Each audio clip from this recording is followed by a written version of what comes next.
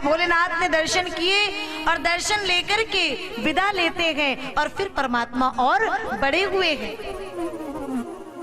6 महीने के हुए, सक्टासुर आया है। प्रभु ने अपने पाव की एक जरा सी ठोकर मात्र से उसका उद्धार कर दिया है। और फिर एक दिन गर्गाचार्य जी का आगमन हुआ है।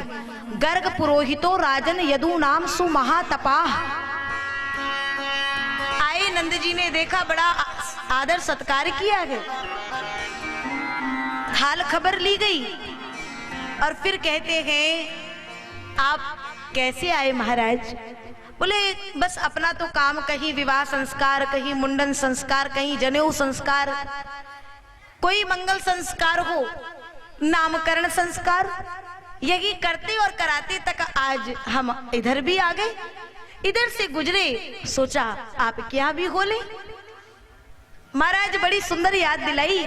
हमारे यहाँ भी 2-2 लाला हैं, लेकिन उनमें से अभी किसी का नामकरण नहीं हुआ है।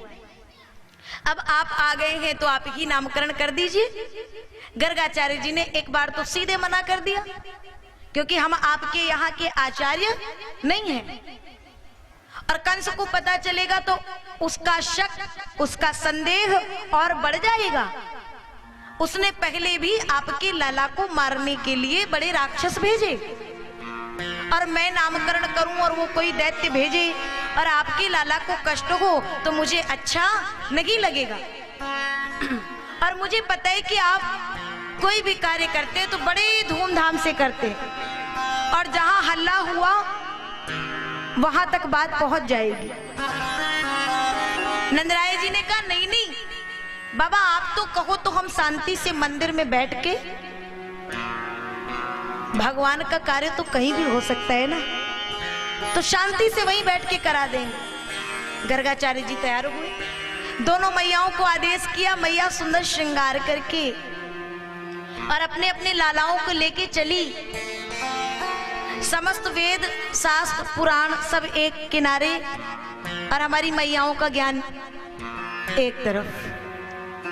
रोहिणी जी ने कहा, अरे बहन यशोदा, जे पंडित जी को कुछ ज्ञान व्यान है कि नहीं, कि बस ऐसे ही पंडित जी है? क्या करें? परीक्षा ली जाए। और परीक्षा लेने के लिए क्या करे बहन? अपने लाला को हमें दे दो और हमारे लाला को आप ले लो।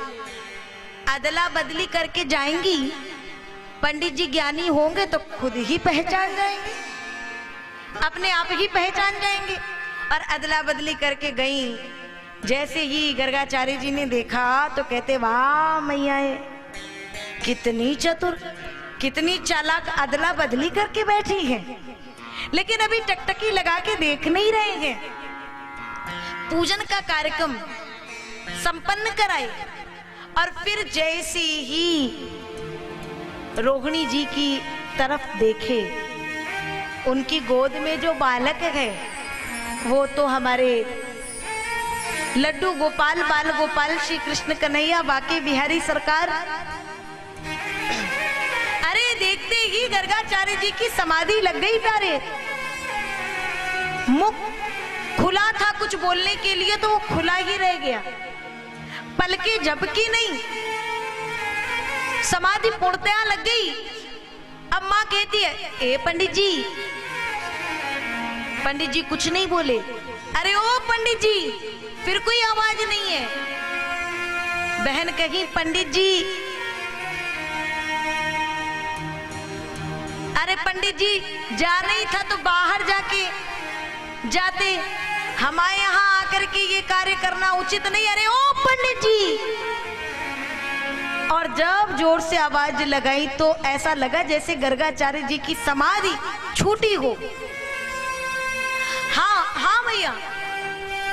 अरे पंडित जी तुमने तो डरा ही दी थी, कहाँ चले गए थे?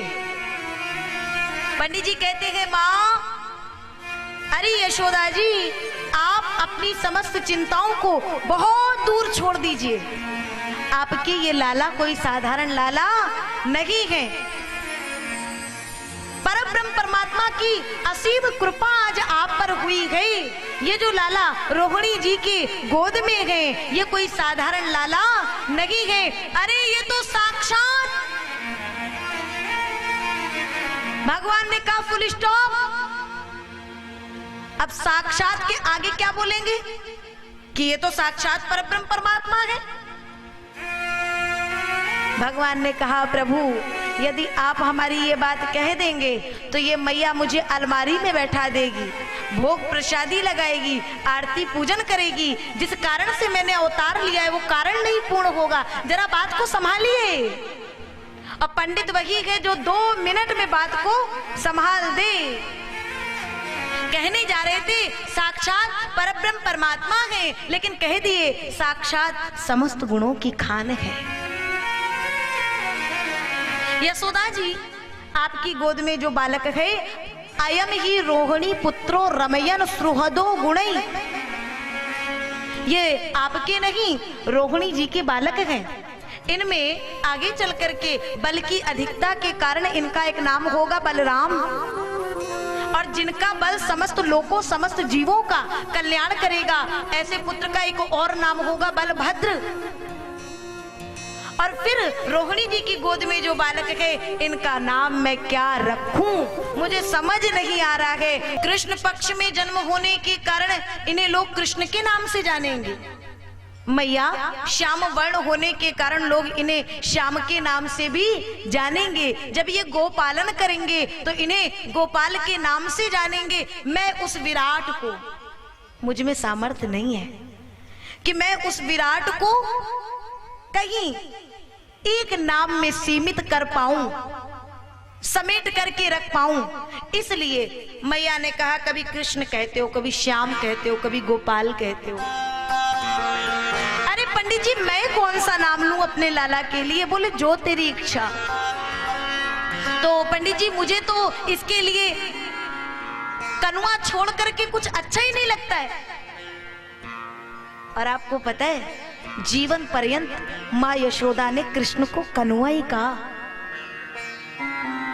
जब विराम दिवस की कथा आप सुनेंगे और जब उस यज्ञ में सब लोग एक बार पुनः मिलते हैं 100 वर्षों के बाद, वसुदेव बाबा यज्ञ कराते हैं समंत पंतक क्षेत्र में, तो वहां पर उस यज्ञ में भी जब कृष्ण से मां मिली तो भी कनुआ का ही संबोधन किया।